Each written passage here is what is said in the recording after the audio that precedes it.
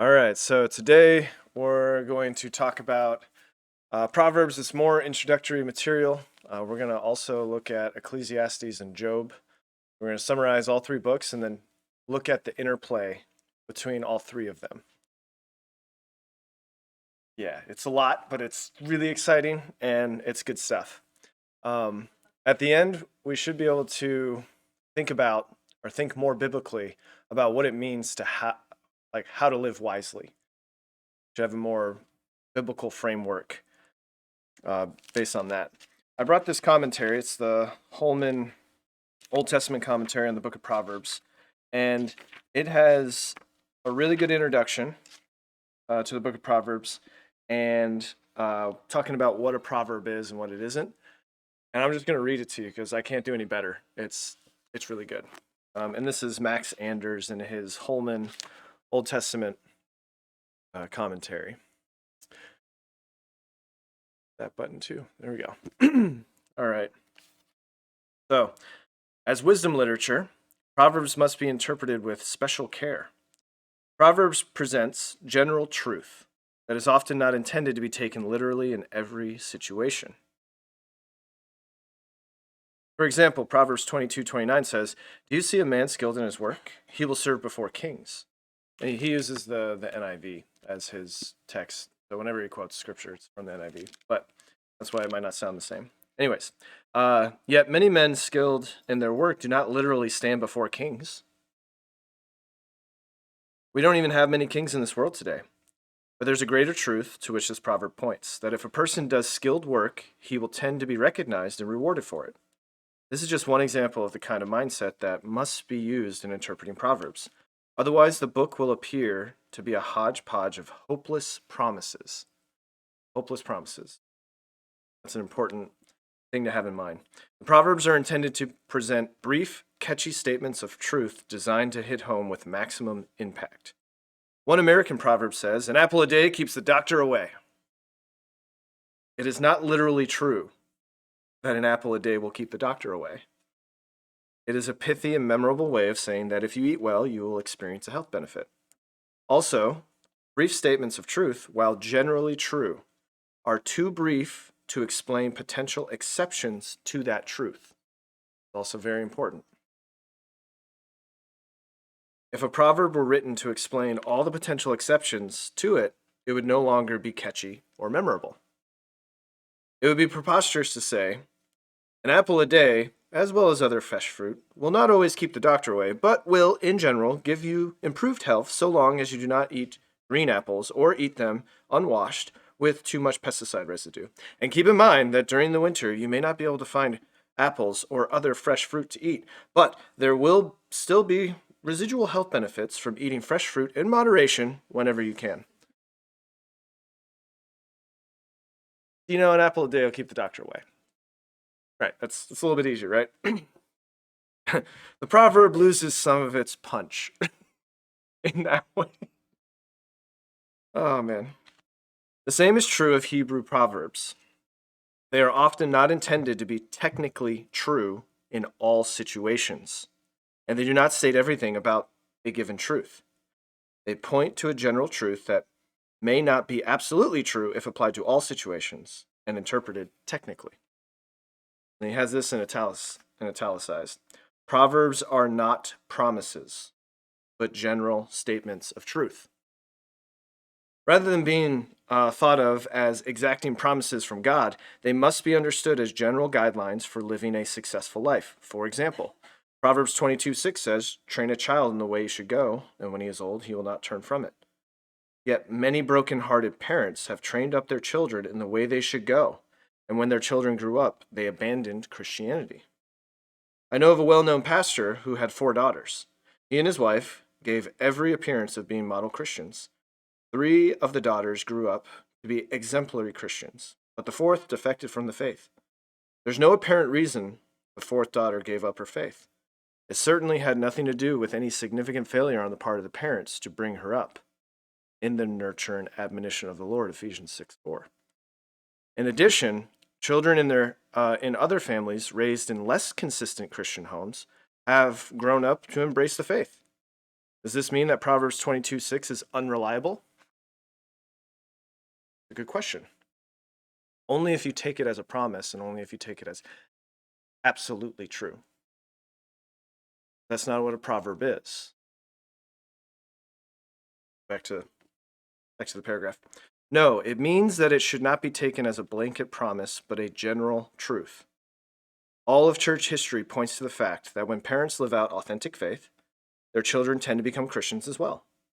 The vast majority of Christians in America come from Christian homes and accept Christ before their 18th birthday.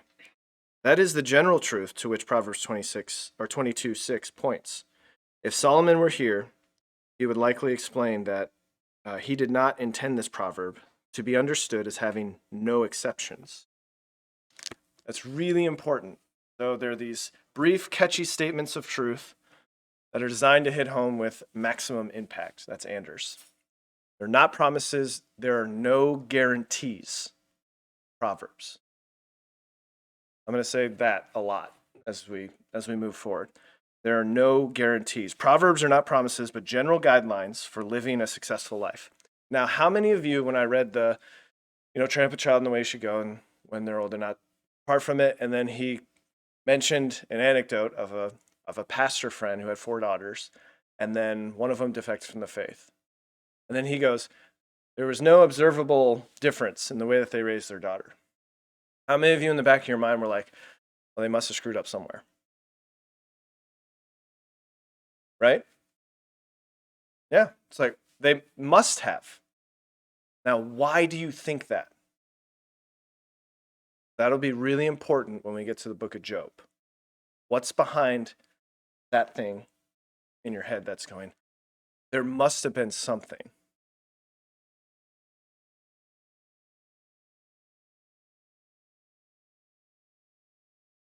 Right, yeah. Yeah, there has to be an explanation that fits within this framework. Otherwise, yeah, it could happen to me, and I can't accept that. I need to have more control. More control, more control, more control. I don't know what world you're living in, but the book of Ecclesiastes would differ with how much control you actually have in your life. Which is why you got to have all 3 of these books together. You can't just read them separate from one another. Really important. That's a really good point. It's such a good point. You're getting ahead. It's okay. It's all right. It's good. So we're going to look at the book of Proverbs first.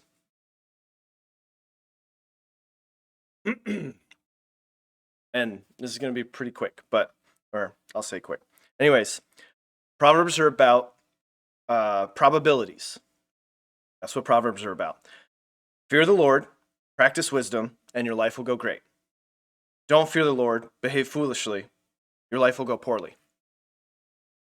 That's like the gist of the book of Proverbs. You have a path, and there's a why in the path. You can be foolish, or you can fear the Lord. It's your choice. There are consequences for those choices. Proverbs, again, are not promises. They are no guarantees. Life can be unpredictable, and things can go wrong in our world, no matter how wise you live. But they are general guidelines. They are skills for living a good life in God's world. Right? It's how to honor God and how to honor others in really practical ways. That's what Proverbs does. It focuses on the general rule, but not the exceptions. Life is too complex for formulas. We need the wisdom literature and all of it, not just Proverbs.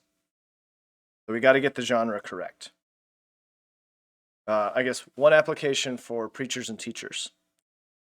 If you use a proverb as a proof text for how things will turn out for the righteous, you're misleading your people. That's not what it's for. They are general truths. They're general truths. You don't want to do that. Okay, so Proverbs. The purpose of Proverbs is to give a reader a set of practical skills to live in God's good world. Seek after wisdom, live a life of virtue and integrity and generosity. That's what you're supposed to do. Don't go down the path of folly and foolishness, which promotes pride and selfishness and leads to a ruined life. Oh, before I go any further, I should say, all of this, Proverbs, Ecclesiastes, Job, it's all from the Bible Project. If you watch those videos, you will hear much of what I'm sharing with you. You'll be like, oh, did you just plagiarize all that? Yeah, pretty much. Like, it's really good stuff, and I think it's good to think about. I just want to throw that out there for anybody. Like, I'll put this on YouTube, and they're like, oh, he's just stealing a bunch of Bible Project stuff. Yes, I am. That's exactly what I'm doing, with a little twist on it. But anyways, all you have to do is look at the results for yourself, right? Just look at the results. When people live wisely, when they fear the Lord, their lives usually turn out pretty good. They don't have to deal with all the problems that the foolish have to deal with, right? We live in a moral universe. There's a moral fabric to the world. God set it up that way. Read Proverbs 8. And even unbelievers believe this. How many times have you been at work and like there's just like some schadenfreude or something bad happens to someone who is a jerk, and someone goes, haha, karma caught up with them. Something to that effect. Or like, the business takes a hit, and it's like, well, we'll just chalk that up to, we'll take this hit, but in the future, because we're doing what's right, I expect something good to come later, right? People think this way, right? And it's true. It's true, because there's a moral fabric to the world. Unless you really press on them, and then they go, well, I don't really, as if there's a moral fabric, then that leads straight to God. So then they have to deny that in order to deny God, usually. But there is a principle of the universe called wisdom, or chokhmah in Hebrew. It's the moral fabric. It's personified as a woman in Proverbs 8. And whenever someone does something wise or well or right or good, like executing justice or practicing sexual integrity, they are tapping into this principle of wisdom and drawing on that to do that action. There's kind of a theology behind how wisdom works in the world. So, to fear the Lord and live wisely is to go with the grain of the universe, to go with that flow. Because that's how God set it up. It covers all kinds of topics, right? Generosity, marriage, money, family, neighbors, justice, debt, work, forgiveness, alcohol, speech, covers, and more.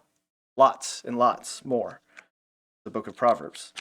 Chapter 30 has Augur, and he's kind of this picture of the model reader of the book of Proverbs.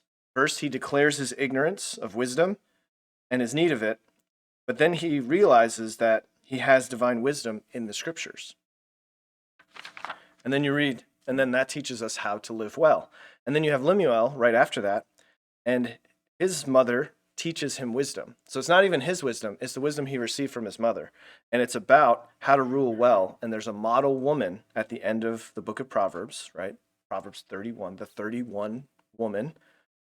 It's a woman of noble character who lives by God's wisdom, who takes God's wisdom and translates it into practical decisions in everyday life. Work, home, family, community, all of that is kind of put together in this one woman, right? The book opens with the father telling his son to seek and listen to Lady Wisdom, and then closes with a mother's wisdom given to her son about a woman who lives wisely. There's like a bookend. Lady Wisdom, and then this very wise woman at the end. Just to drive this point home, what Proverbs sounds like, the lamp, or the light of the righteous rejoiceth. So the light is their life, their prosperity. The light of the righteous life, right? Rejoiceth. It shines really bright. You are the light of the world. I seem to remember Jesus saying. That's a little bit out of context. But anyways, but the lamp of the wicked shall be put out. Now, if you just read that on its own, what do you expect in the world? What do you expect, right? The light of the righteous, it shines bright. It's going to be good. Lamp of the wicked, put out death for the wicked. Proverbs 14:14. The backslider in heart shall be filled with his own ways, and a good man shall be satisfied from himself. So do right. You'll be satisfied with that. And it is good and right. We should understand those things. But it's not guaranteed. I'm just going to keep saying that. It's not guaranteed. Why? Well, first, this is the general gist of Proverbs. Fear God and be wise. Things will work out for you. Reject and ignore God. Lean on your own understanding. Be foolish. and things will go badly for you. You will die young. That's it. But it doesn't always work out that way. Not always. And that's why we have the book of Ecclesiastes. These are the exceptions to the rules of Proverbs. Everything is hevel. Everything's hevel. And that's the Hebrew word for, if you read just right open the first few verses of Ecclesiastes, it says, vanity, vanity, all things are vanity. That word vanity is the Hebrew word hevel, which that's the transliteration. But anyways, hevel. What is this hevel? Well, hevel is vanity, meaninglessness. It's actually a word for vapor or smoke. That's the metaphor that it's using. Life is temporary or fleeting, just like steam. It's there, but there's nothing really there. It seems like it's solid, like smoke. You ever seen like really thick smoke come out from a fire? It seems like you can grab it, but if you do, it just goes right through. There's nothing there. That's what life is like sometimes. A lot of times, Ecclesiastes would argue. Right? Life is an enigma, a paradox. It looks like it's solid, but it can't be grasped. So, for example, you might be driving into Anchorage and you're driving past Pioneer Peak and you see the sun coming up behind the mountain, and then it just like shines over the valley, and it's glorious and it's beautiful, and you're like, I live in the best place in the world. Oh my goodness, this is amazing. And then you go 3 miles down the road and there's this terrible, tragic car accident, and it's just like mangled cars, and it's tragedy, like in the same day. But there was so much beauty. There was also just this tragedy, right? We have this sense of justice within us, but bad things happen to good people all the time. It sounds like the book of Proverbs isn't holding up its end of the bargain. What's going on here? I thought if I lived wisely, good things would happen. The teacher is deconstructing all the ways we find meaning and purpose apart from God. Right? And time and death are the two main themes that he uses to deconstruct those things.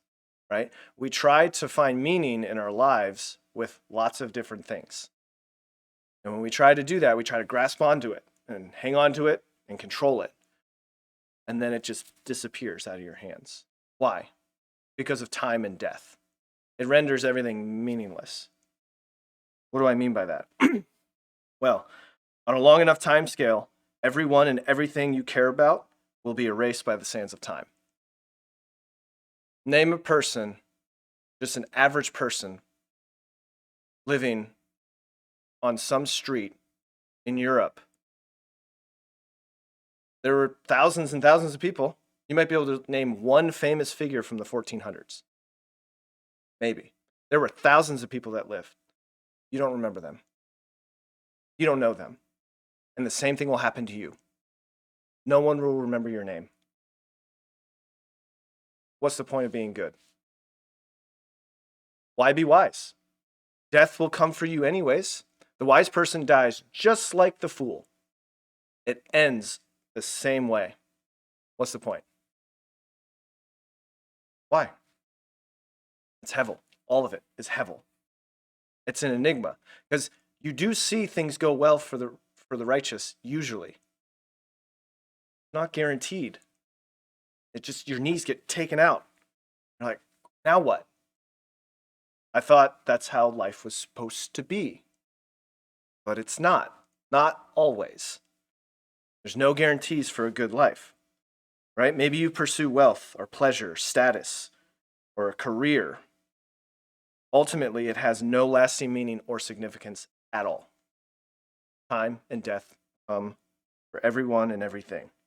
Death is the great equalizer. It renders most of our daily activities as meaningless.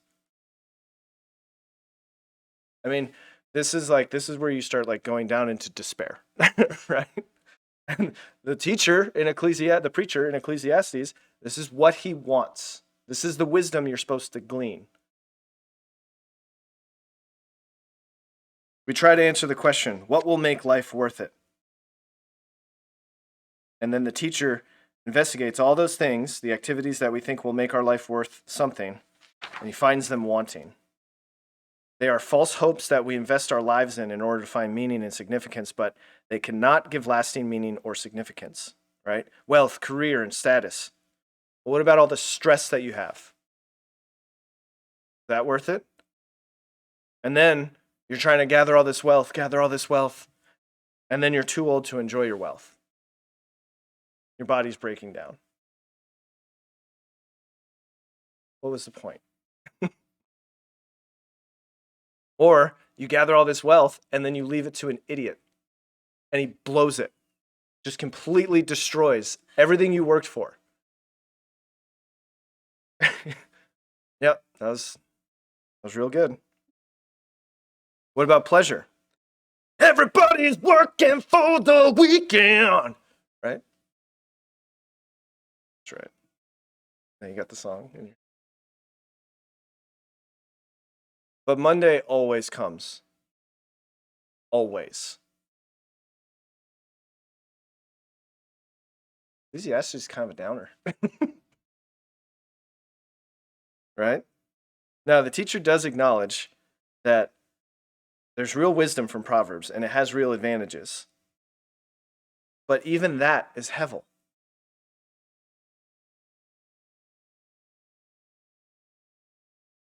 Ecclesiastes 9:11. I returned and saw under the sun that the race is not to the swift. That's what you would expect. Nor the battle to the strong, nor yet bread to the wise, nor yet riches to men of understanding, nor yet favor to men of skill. That's exactly what the book of Proverbs promises, if you take it as a promise. But time and chance happeneth to them all. No guarantees. There's too many exceptions, right?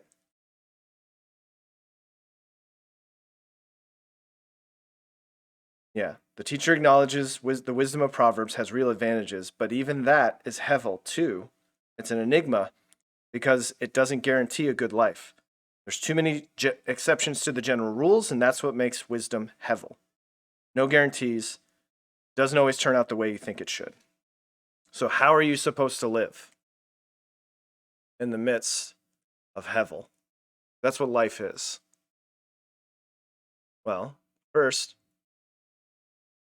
accept that life is hevel. It's an enigma.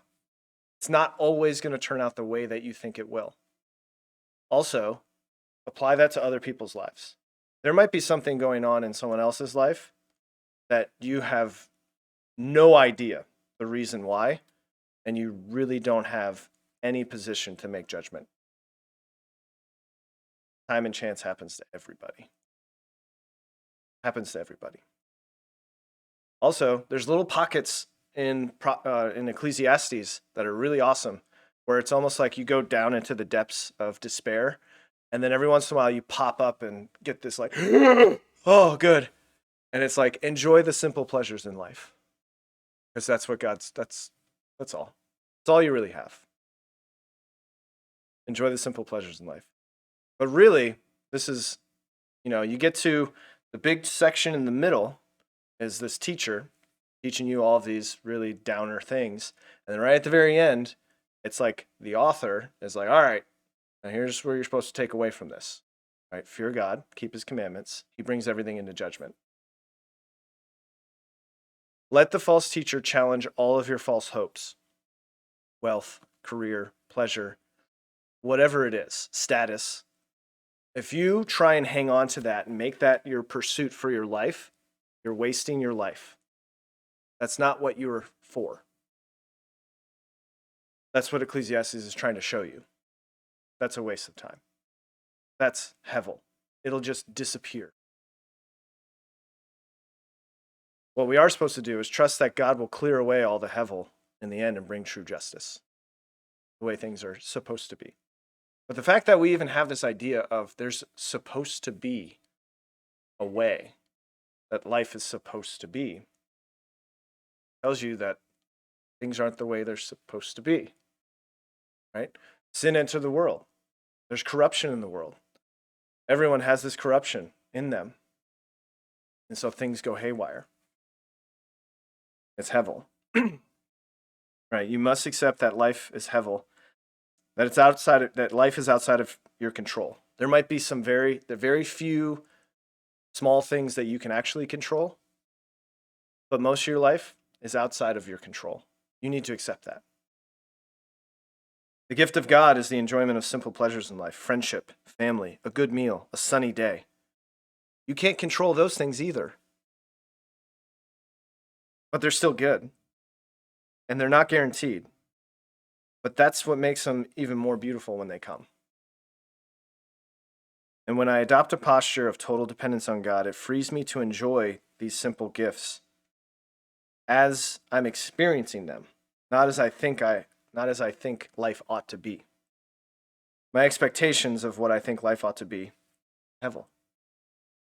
So, this is supposed to be like a goad that drives you to the point of wisdom, to greater and greater wisdom. Don't waste your life trying to answer all of life's existential puzzles. Fear God and keep his commandments. God will bring everything into judgment.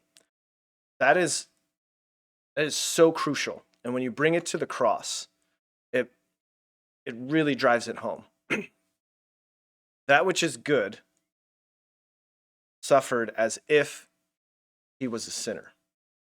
The definition of good experienced what we should get, right, for our sin.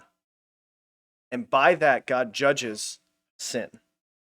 So he became sin that we might become his righteousness, right? And by judging that and saying, no, this is what evil is. The unrighteous dying like the righteous, the righteous dying like the unrighteous should.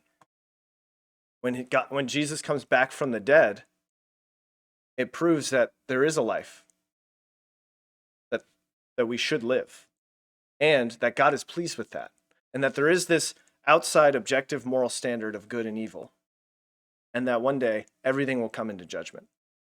It just hasn't happened yet. We're still living in the midst of this hevel, but God will bring justice, and we have to trust that. But we have to totally depend on God. And it means every choice does matter. So think about if you don't believe that there's a God, if you don't believe that there's any kind of moral fabric to the universe, imagine that you're in that position. And I talk to people that believe like that somewhat regularly. And I think about that, and then I go, well, then I just ask the question that Ecclesiastes asked. Well, why be moral? Right? And I don't bring up like, oh, well, then why not just go, kill whoever you want? Like, well, that's a bit extreme. How about, why not, if you can get away with it and you know you can get away with it, take something that's not yours, even if it's small, and just live your life like that, knowing you can get away with it. Why not? When nobody's looking, why behave in a righteous way? And all the people I talk to, well, because it's the right thing to do. Who cares if you can get away with it? They don't really have an answer for that. We do, because everything matters. Every choice does actually matter. Like, well, they might say, well, you're going to hurt your family, or there's going to be immediate consequences. Not every time. What about the things where there aren't immediate consequences and you can get away with it? Why not get away with it? Well, and then eventually, usually, they'll appeal to some kind of karma type thing. Like, well, it'll catch up with you one day. Says who? Who's going to ensure that it catches up with you one day? Why do you think that? Your worldview doesn't support that idea. It doesn't really make sense. You know you can get away with it. And then if you go to an extreme, even if you don't think you can get away with it, you just do it anyways, because none of it matters anyways. Everyone's going to die. No one's going to remember who you are. Who cares? Ecclesiastes. Both of those books, Proverbs and Ecclesiastes, are in your Bible. How do you reconcile those two? Talk about that more. But what gives life true meaning is that God will judge. Everything you do is meaningful because God will judge it, whether it was good or evil, wise or unwise. It's the hope of God's judgment in the future that gives us meaning. And one day God will clear away all this hevel and will bring true justice into the world. And that hope fuels a life of honesty and integrity before God, in spite of the fact that life is complex, mysterious, and almost completely outside of my control. So still, live your life before God in hope that he will judge it righteous or unrighteous. So, what happens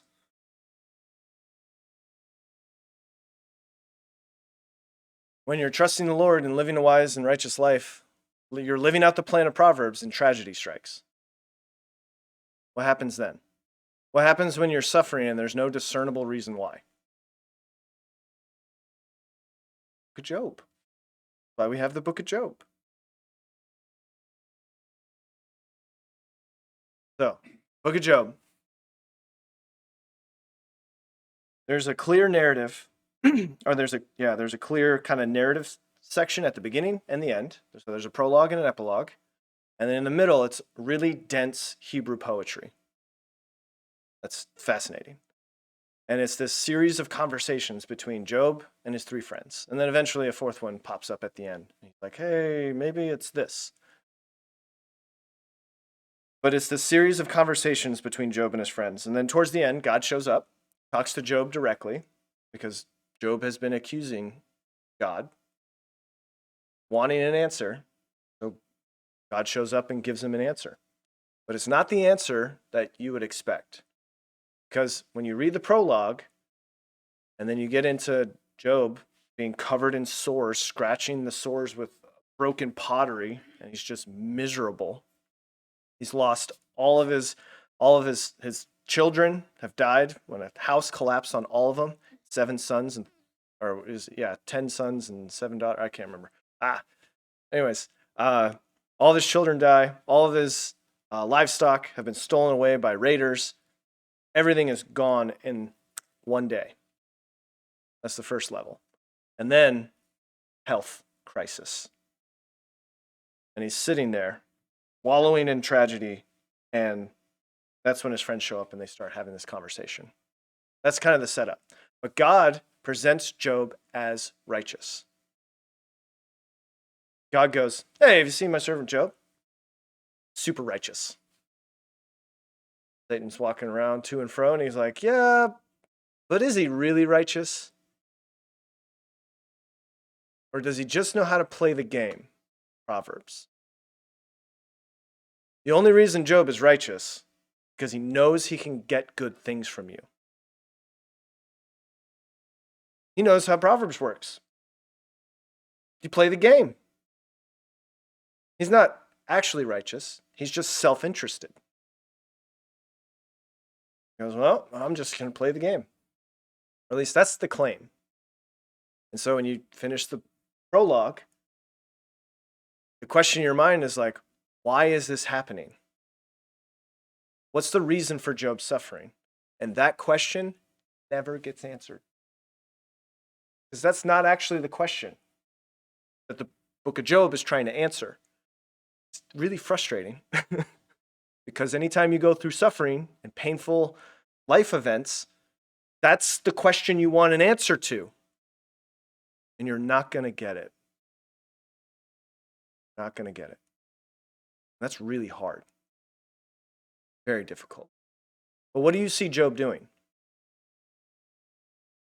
He struggles with his counselors, but he struggles with God in prayer. I'm jumping ahead a little bit. Is Job really righteous? Is he really righteous? Well, Job's response to the terrible things that happened to him is really good. Job 1:20 and 21. And Job arose and rent his mantle and shaved his head. So this is after he's lost everything that's external to him, except his wife. All of his wealth, all of his progeny, everything is gone. He arose, he rent his mantle, shaved his head, and fell down upon the ground and worshipped and said, Naked came I out of my mother's womb, and naked shall I return thither. The Lord gave, and the Lord hath taken away. Blessed be the name of the Lord. And it's like, whoa.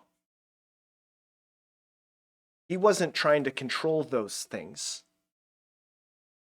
He wasn't trying to hang on to them. Now, did it hurt? Of course. But he had open hands for what the Lord would give him and what the Lord would take away. He had open hands. It wasn't like the people in Ecclesiastes that Ecclesiastes describes, where they're just trying to control everything and then everything's out of your control anyways. What are you doing? That's a waste of your time. He had open hands. Then, after sickness and boils and, terrible, awful, this is the response. Then said his wife unto him, Dost thou still retain thine integrity? You still hanging on to that? Curse God and die. Why would she say that? What a peach, yeah. Why would she say that? What's the assumption that she's working on? What's the assumption of Proverbs, if you take it as a law, as a promise? He must have done something awful. Her to suffer, and him, and she lost everything too. Why are you still maintaining that you're righteous? It's clear God is judging you. Curse God and die. Just finish it off. But notice the assumption that's underlying it. It's the one that if you take Proverbs and make it a law, that's the assumption. That's how God runs the universe. Huge assumption. How does he respond to his wife? But he said unto her, Thou speakest as one of the foolish women speaketh. He's so wise. He's so wise. Right? What? Shall we receive good at the hand of God? And shall we not receive evil? In all this did not Job sin with his lips. Go very fast. So, Job's wife's response is what you would expect from someone who's playing the game with the motivation of getting blessings for themselves.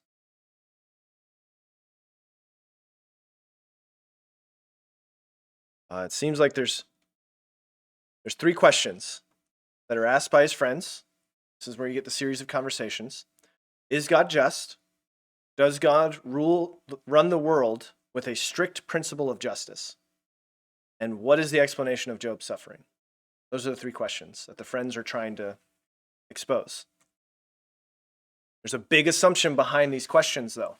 God runs the world according to the strict principle of justice. That's the assumption. And so all of the conversation swirls around, starts from there. It's a wrong assumption. Wise and good equals success and reward from God. Evil and foolish, disaster and punishment. So if Job is getting disaster and punishment, he must have been foolish. He must have done something evil. Just admit it, Job. All three of his friends, that's their argument, basically. But Job's argument is that I'm innocent. I haven't done anything to deserve this. My suffering is not divine justice. That leads to two conclusions, each of which are very troubling. God does not run the world according to the strict principle of justice, so the assumption is wrong. Or God is unjust. That's terrifying. God is capricious, doesn't care. He just deals out whatever the whim of his feeling wants. Job's like, I don't want that. God, I need an answer. His friends are, so this is where you see Proverbs and then Job is questioning the principle from Proverbs. So earlier, Proverbs 13:9, the light of the righteous rejoiceth, but the lamp of the wicked shall be put out. Job 21:17, how oft is the candle of the wicked put out? And how oft cometh their destruction upon them? God distributeth sorrows in his anger. So it's like he's questioning that principle, the principle of Proverbs 13:9. A friend's argument, God is just. He runs the world according to the assumption that we're making. So Job must have sinned to deserve this kind of suffering. And then it's him and the three friends. They're going back and forth, back and forth. And Job Job says something. A friend responds. Job responds to the response, and then there's another friend and there's like 3 cycles of that. And then at the very end, Elihu comes up, who's like this fourth person. Where did he come from? And he goes, "All right, still the same thing. God is just. God rules the world according to strict principles of justice. But maybe suffering is a warning to avoid future sin, or maybe it's a way for God to build one's character." But Job, you shouldn't be accusing God. You shouldn't be accusing God. Then God shows up in a whirlwind, and he talks to Job directly. And then he brings him on this virtual tour of the universe. And the conclusion here is that Job has a limited perspective that doesn't allow him to judge whether anything in his life is divine justice or injustice. He can't see everything. And God talks about all of creation and just how much is under God's control, within his purview, and what he holds together. And it's amazing. And Job's like, I had no idea. Job is not in any position to accuse God of anything. Notice it doesn't answer the question why, but it does give a different perspective. But what God does is he deconstructs the assumption that undergirds the entire conversation. And what he does, as he said, like the assumption is that God runs the universe according to this strict principle of justice. But there's an even deeper assumption, which is that Job and his friends have a big enough perspective to claim that they know how God runs the universe. See that? And if you get into conversations with people who are questioning their faith and they're mad at God for some reason, this is what it leads to. It leads to God must be unjust, that none of this makes sense. But we don't have a big enough perspective to make, and then it eventually ends up in a moral claim of, well, if that's how God rules the world, then I don't want anything to do with God because God is evil. Like, you just made a moral claim against God. How can you do that? Job has a limited perspective. He's not in any position to judge or accuse God of anything. This is God's good world. It's ordered and beautiful, but that doesn't mean it's perfect. It's wild and dangerous as well. It's not a world that's designed to prevent suffering. And so, God approves of Job's struggle in prayer with him, and Job responds in humility and repentance. And then he prays for his friends because they got it completely wrong too. That's the only way that God accepts them, when Job prays for them. Job has spoken rightly about God. God says that. But not everything he said was right, because he also accuses God of things. But God approves of Job's honesty and struggle in prayer. And when we search for reasons, we'll invariably simplify God the way Job's friends did, or accuse God, like Job did, on limited evidence. The book of Job invites us to trust God when we encounter suffering, be honest about our pain and our grief, trusting that God cares about us and he knows what he's doing. That's really hard. That's actually what brought me and Tammy here and kept us here, the last point. The way that Pastor dealt with and continued to deal with the whole Grunwald situation. There was so much suffering going on in this church. The way that Pastor preached and taught the Bible, through that, he always encouraged us to trust God, even when it really didn't make sense. It was horrific what happened. And he was just like, I don't know, but this is what I do know. We still have to trust God. He is still good. That's what the book of Job encouraged us to do. We have to hold all three of these things in tension. We have to have all of these books in our scripture. So the book of Proverbs are general principles, general guidelines, witty aphorisms that help us remember little truths. Don't forget, it's not a promise. It's not a law. It's not what they're for. Don't treat it that way. It's a really big deal. You'll end up like Job. Well, hopefully you end up like Job once you get through it. But it'll drive you to despair, like Ecclesiastes. Don't make it a law or a promise. Let's pray. Our Father in heaven, thank you for a beautiful day. Thank you for a time to worship you. Lord, I pray that we can take these truths, we can hold all three of these books in our hands, hold them in tension, and live our lives in a way that honors you. Lord, help us to worship you, sing praises to your name, and Lord, understand, seek your wisdom as your word is preached. Thank you so much for your wisdom. We pray for it even more in Jesus' name. Amen. All right, verse alerts next week.